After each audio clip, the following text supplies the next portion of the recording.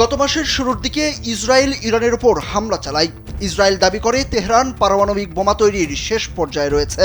ইসরায়েলের বিমান হামলায় ইরানের পারমাণবিক ও সামরিক স্থাপনাগুলোর পাশাপাশি শত শত মানুষ এবং বেশ কয়েকজন উচ্চপদস্থ সামরিক কর্মকর্তা ও বিজ্ঞানী নিহত হন, যারা পারমাণবিক কর্মসূচির সঙ্গে জড়িত বলে ধারণা করা হয়।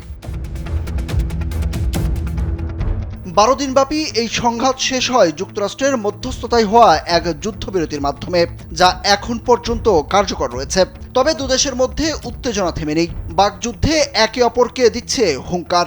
এবার ইরানের পক্ষ থেকে ঘোষণা এসেছে, ইসরায়েলের সঙ্গে ইরানের পরবর্তী সামরিক সংঘর্ষ হবে চূড়ান্ত যুদ্ধ। রাশিয়ার সংবাদ মাধ্যম আরটিকে দেয়া তথ্যে এমনটি জানিয়েছে ইরানের একটি সূত্র। সূত্রটি জানিয়েছে, ইরান এখন ইসরায়েলের দুর্বলতা সম্পর্কে সচেতন এবং দেশটির কাছে এখনও বহু উন্নত ক্ষেপণাস্ত্র রয়েছে, যা ইসরায়েলের আকাশ প্রতিরক্ষা ব্যবস্থাকে ভেদ করতে সক্ষম। সোমবার আরটিকে দেয়া এক মন্তব্যে তেহরানের ওই সূত্র জানিয়েছে, ইরান ইসরায়েলের সঙ্গে পরবর্তী যুদ্ধকে চূড়ান্ত হিসাবে দেখছে।